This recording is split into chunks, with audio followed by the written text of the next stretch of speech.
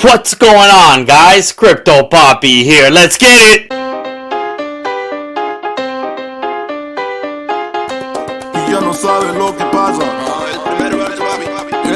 Welcome back, guys. Happy to be back early Saturday morning. Good morning to you. It's been a little while since we chatted crypto, so this episode is going to be mainly about crypto.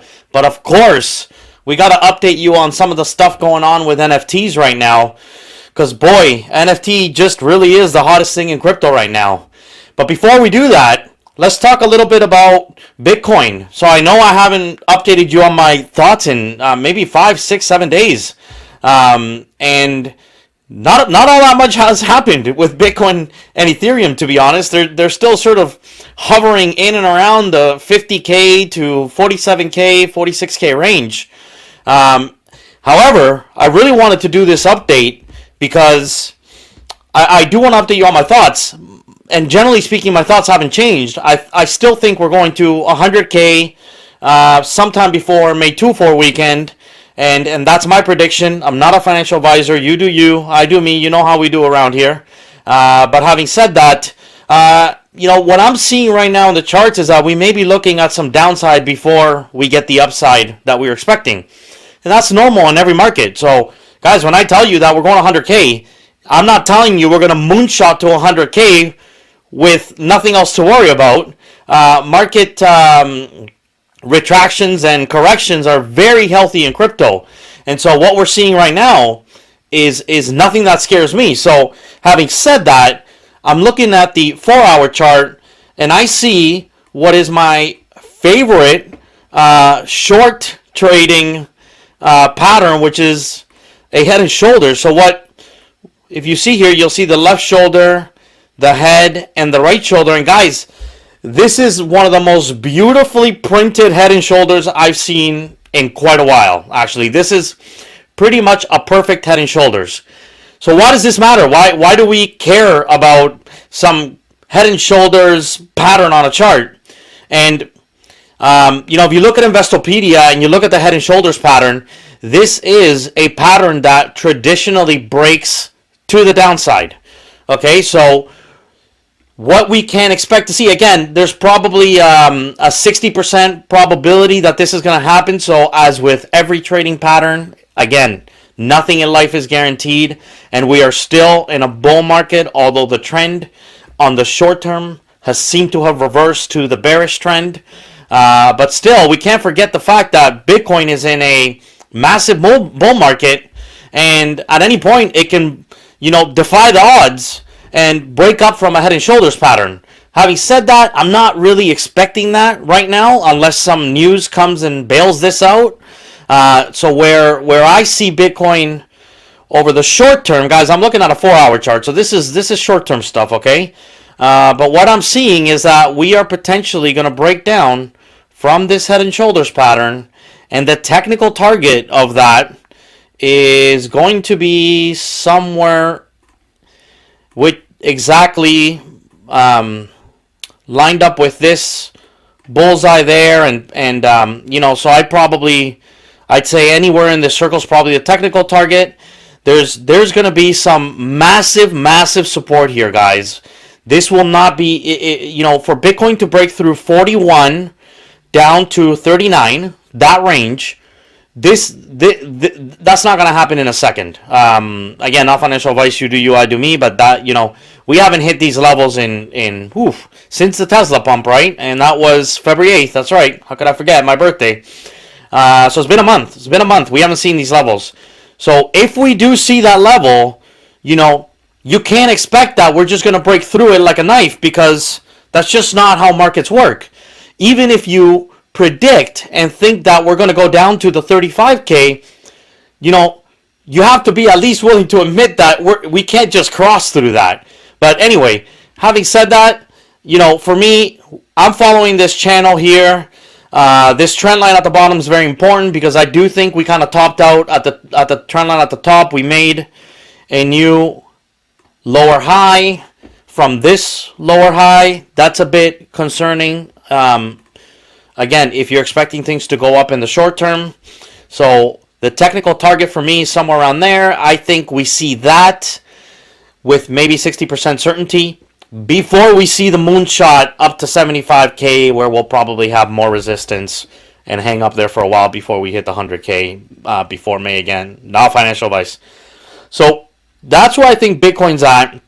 That's what I'm following. Keep an eye on this head and shoulders, guys. Let's see, does this break down? Does this test the 41 to 39K? And does Bitcoin, once again, in a bull market, completely defy the odds and break up from here and break up through this trend line? On the positive side, what I'd be looking at is if we can somehow manage to break this high right here. Okay, so we actually do end up making our way up. We need to get above that high for us to get a little bit more positive in the short term. Okay, that's Bitcoin. Now, Ethereum's got a lot of stuff going on, and, you know, for once in probably a month, I would say, finally Ethereum's is kind of doing its own thing outside of what Bitcoin's been doing. And you guys know, if you've been following this channel, I've been telling you that I am really big on Ethereum, and despite its flaws, I am still really big on Ethereum, and I think Ethereum has the potential to do more than Bitcoin does from here to when Bitcoin hits 100K. So I have a little more Ethereum than I do Bitcoin right now. I think I might be back to 50-50 because of extracting some of my gains and putting them into NBA Top Shots. So I think I'm about 50-50 now. But anyway, so what's going on with Ethereum is, you remember me talking about EIP 1551 and the fact that that's coming, and we didn't really have a date. And EIP 1559 is 1559. So here's to recap what's going on with Ethereum is that many of you got in when Ethereum was really at the top of the transactions that it can process per minute. The price of Ethereum had already skyrocketed above all-time highs for many of you. For some of you, you got to ride a little bit of that wave up. But many of you haven't seen what Ethereum's capable of. None of you. Many of you that are part of this community from when I started first recording on YouTube and you started to join crypto then, you have not seen what Ethereum can do. Ethereum is 2017 is next level stuff. Like, it can do 10 times what Bitcoin can do. And so, generally speaking, in an uptrend, Ethereum goes up more from a percentage perspective. And if you go back actually just 6 months, Ethereum's outbeating Bitcoin, which I know it doesn't feel that way, but it actually is. All right, so in July, we finally got a date for EIP 1559.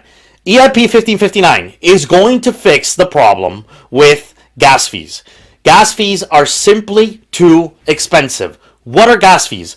Gas fees are essentially your Uber ride when you buy or trade or transact with Ethereum.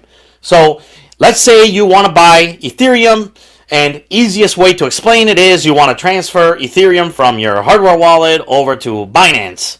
Well, for you to do that, you have to pay gas fees to an Uber driver on the blockchain, a miner, who's actually going to take your Ethereum from one wallet to the other, and you're paying him fees.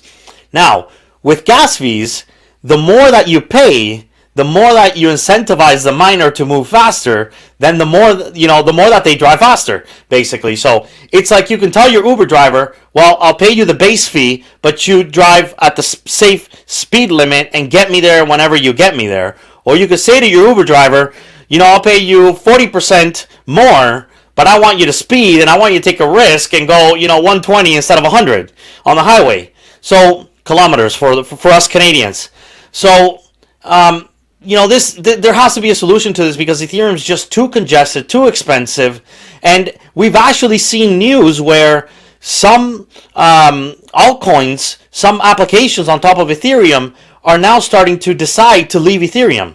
And so something has to be done, and there was a call on February 26th to have this discussion between miners and the Ethereum founders and the Ethereum group.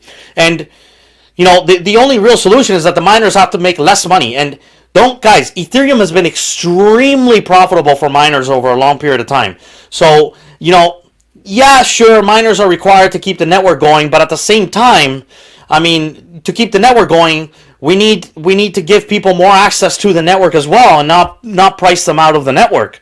And so there has to be a give and take here. And so, what Ethereum has decided is the miners have made lots of money, and we need to find a way to reduce the fees, and they're going to start to burn the fees. And I don't want to get into all the details of VIP 1559 because this channel is not really being about super technical on this stuff. It's more about giving you just the high level. The really important thing to note is that finally a decision is made that in July, EIP 1559 will be released onto the Ethereum chain. And when that happens, there's going to be more scarcity in Ethereum. There's going to be cheaper prices. And so what that's creating is a good day, a reasonably good day for Ethereum, because Ethereum's up almost 4%. It was up 4% in a second a while ago. And Bitcoin's down 2%. And we haven't seen that in quite a while, right? Like Ethereum, the way things have been going over the last month is if Bitcoin's down, Ethereum's down even more than Bitcoin, or at least channeling whatever and mirroring whatever Bitcoin's doing. So this is very positive news for Ethereum. I do think we got to watch out. There's a big dispute going on between the miners and the the group that controls Ethereum and improves on Ethereum's blockchain. So it's something to watch out for. Again, I'm not changing any of my predictions. I think Ethereum's going to do quite well. It's going to do better than Bitcoin over the next 6 months.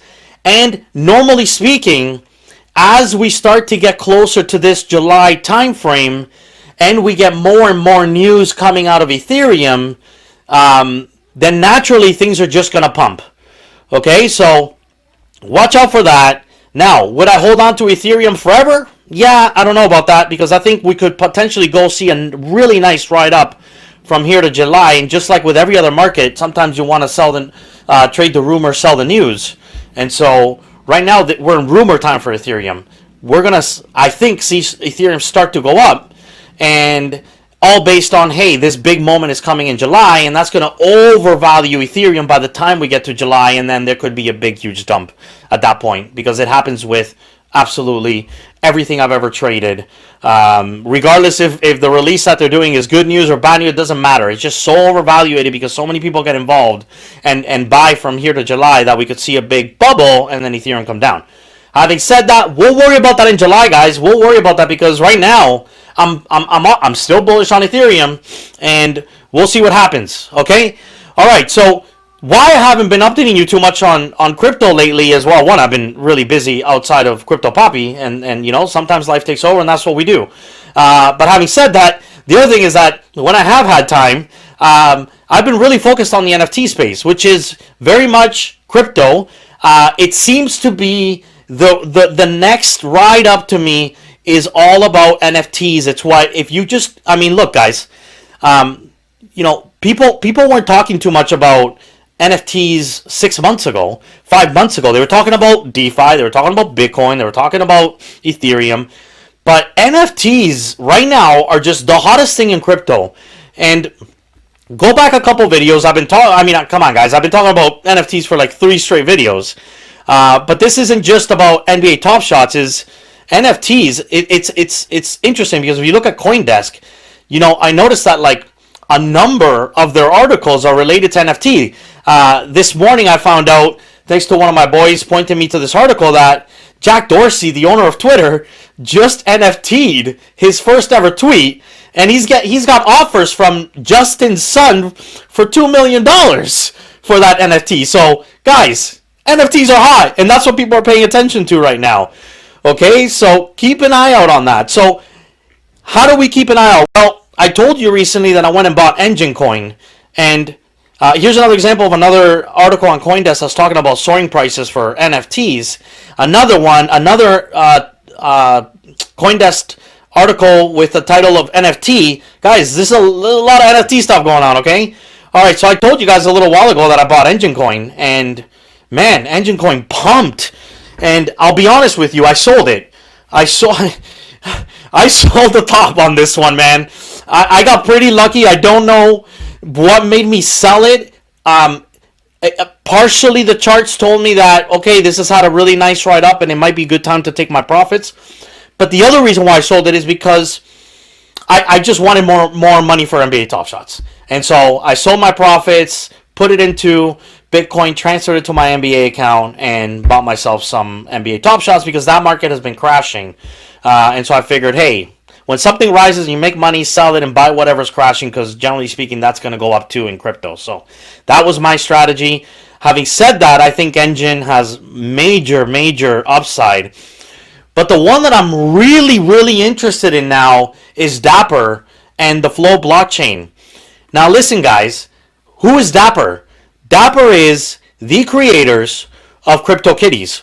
When CryptoKitties were created, I still remember I basically said, yeah, that's just a joke. You know, I was already into crypto. I was already buying Bitcoin, Ethereum, and this and that. I didn't really understand the NFT market at all. I couldn't grasp my head around basically collecting kitties and nurturing them and breeding them and making more kitties. And I don't know why. I don't know why, because it's so obvious now that there would be such a market for something like this. In fact, it's so obvious that now I'm going to buy kitties for my daughters, store them in an account for them, let them have the kitties, let them breed the kitties if they want to breed more. And there's, this whole concept of CryptoKitties is very gamified, so you can do things with these kitties that create a game. And a very deep game from what I've been looking at. I've not bought any CryptoKitties yet. But anyway, it's one of those things like, why not? Why not? I've got 3 daughters. CryptoKitties just looks, no different than giving them a doll that they play with, that they can actually, push a button and it goes to the toilet, or push a button and it pukes. It's the digital version of it, but the difference is the thing goes up in value, and it goes up in value substantially. So why not, right? So anyway, so Dapper created CryptoKitties. Dapper also created NBA Top Shots. Dapper is now rumored to be working on NHL Top Shops. And guys, to me, Dapper being Flow, okay, so that I'm clear, Flow the token, it's gotta have some upside. And look, guys, Dapper is up. Let me show you. Dapper is up from January, when it first released on Kraken, is up 10,000%, guys. 10,000%. Now, I don't think it's too late. I'm not a financial advisor. You do you, I do me. But I think this is only the beginning of Dapper. They're just starting to... NBA Top Shots is still in beta. NHL is not out. CryptoKitties is only growing in popularity. And I think... now that people understand NBA Top Shots, because, or I should say people like us who just are attracted to sports and crypto understand NBA Top Shots, now we're looking at, well, what else is Dapper doing? And now we understand CryptoKitties. So there's going to be kind of this meeting of these communities, and Dapper's trying really hard to actually do that. If you don't know, they just had a challenge on NBA Top Shots where one of the moments that was required to complete the challenge was only released to the CryptoKitty community. And so that's their way not only of rewarding the CryptoKitty community with, the next future big asset that's coming, but also to blend the communities together. I don't know who the NBA player was that I was watching yesterday on NBA Top Shots. I was talking about buying CryptoKitties, which is hilarious, right? So anyway, guys, if there's one altcoin that I am big on right now, it is the NFT space, and my choice would be Flow and Dapper. Now, how do you buy Flow? This I have not figured out yet, and I'll tell you why, because it is on Kraken and it is on Gate.io. But in order for us here, I'll show you on not Coinberry, guys. We're not going to Coinberry. We're going to coinmarketcap.com, and we are going to show you Flow on coinmarketcap.com. And why can I not see it on Flow? Really? It's not on CoinMarketCap? Well, that's shocking. CoinGecko. Let's try CoinGecko.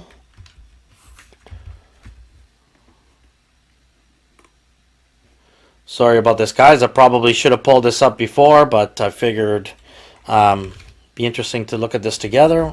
Really? There's Flow. Okay.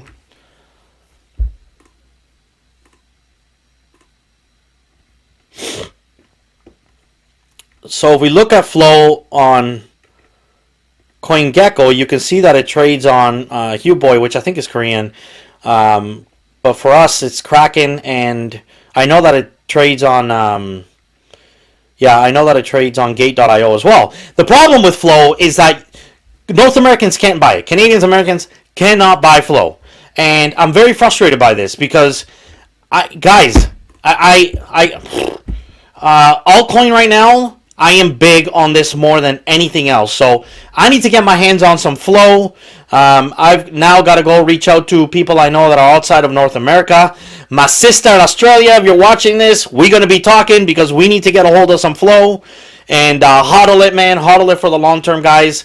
I don't know another crypto that has sponsorships like this from major organizations like NBA, potentially the NHL. And what you also need to know is that Flow, the token, the concept of it, and CryptoKitties originated on the Ethereum blockchain. But because of the problems with Ethereum, again, inability to scale, high transaction fees, Dapper, Flow, CryptoKitties actually crashed Ethereum basically and was actually impacting other applications on the blockchain. So they decided they're creating their own blockchain that's way faster, way more efficient. They've done that. That blockchain's up 10,000%. So not only that, the experience so far with NBA Top Shots, not the website, guys. I know there's been problems with the website that is in beta, but Dapper itself, when you actually make a transaction and you get, you exchange a moment, a token for money, it's really fast. I'm impressed, man. It's really, really fast for a crypto transaction. So you've got to start to think, man. Dapper having proven that they can scale, that they're way faster than Ethereum, is that a new platform that now others start building their applications on top of? Right now, Dapper seems to be more focused on building their own applications on the blockchain, but hey, maybe this is a really good infrastructure play as well. So anyhow, Engine Coin, Flow, which are directly tied to NFTs, I'd be paying attention to that space, guys. Pay attention to Ethereum. It's right now looking to break out of this resistance line. It did break out of this. It is looking like it broke out of this one. So if we go ahead with Ethereum and we form a new higher high somewhere up here, that's going to look bullish in the short term, and that's going to look good. I wouldn't bank everything on it because the problem is Bitcoin doesn't look very healthy to me. So, for Ethereum really, really to capitalize on that news and to really start pumping like a 20% day on Ethereum, which Ethereum is so capable of going up 20% in one day, it's not even funny. I don't know that we could do that while Bitcoin is crashing if it does start to take a tumble. Okay, so having said that, there's going to be some bent up, moves there with Ethereum whenever Bitcoin does start to make its way up, and it might just, I'll be surprised, but it might just completely decouple itself from what Bitcoin's doing and pump without Bitcoin. That would be amazing, but hasn't been doing that lately, so I wouldn't be banking on that. All right. In fact, I think if Bitcoin was going up, if we were in the middle of a short uptrend with Bitcoin, maybe Bitcoin's up 5% kind of deal, Ethereum would be up 20% right now based on this news and based on what you're seeing it try to do, while Bitcoin wasn't necessarily doing that. All right, guys. So that's my update for today, guys. I hope that helps. Again, I'm not a financial advisor, but maybe I should tell you this actually. So what would be my strategy, right? What would be my strategy if I have access to capital now and I've got money sitting on the sidelines and I'm trying to buy the dip? This would be my strategy. I probably wouldn't FOMO in right now. Not into Bitcoin. For sure not into Bitcoin. I'd probably let things play out. If I see this head and shoulders line breaking below, then I think we're going to see somewhere around here. So the strategy is you start your averaging in. Okay? You start your first buy somewhere around 42. Maybe you buy somewhere around 40. Maybe 39. Again, sure, why not? Put some down at 36, 35. Why not? I don't think it goes that low, but hey, if I'm wrong, you'll pick up some more at a really low price. So that's the strategy. And don't worry about it, guys. If it only hits the first line and it goes up, all good. There'll be more dips. There'll be more buying opportunities later. Let the rest play out. But that should be the strategy. Average in, buy the dips if you're looking to get in. For many guys, Bitcoin was at 56K. Like I don't know, was it a week ago? Yeah, 2 weeks ago.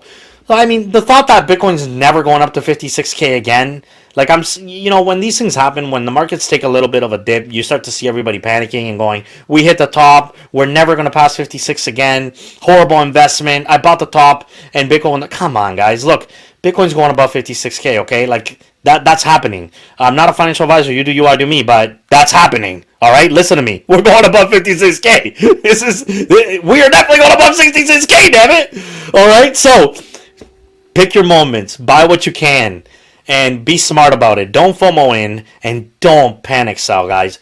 Don't panic sell. I don't want to hear, guys, that you got down to 42 and all of a sudden you got convinced by some dumb article on the internet that told you that Bitcoin's going to zero, okay? Or you listen to Bill Gates saying, don't buy Bitcoin, Bitcoin's going to zero, while Microsoft keeps investing in the blockchain on the side and basically being quite two-faced about it. Okay, so that's it for today, guys. I wish you luck. Really good luck trading in these markets. I'm kind of glad we're seeing some downside because many of you all you saw was upside, and you just need to come to grips and to terms with the fact that it's not always, roses and celebrations and champagne. Like, things have to come down eventually before they go up. This is a great, great, great time to plan your strategy, buy your dips, and when we're up at 100K, guys, and we're swimming in the pool outside, you'll be thanking me. Okay, guys, love you all. Checking out. Peace.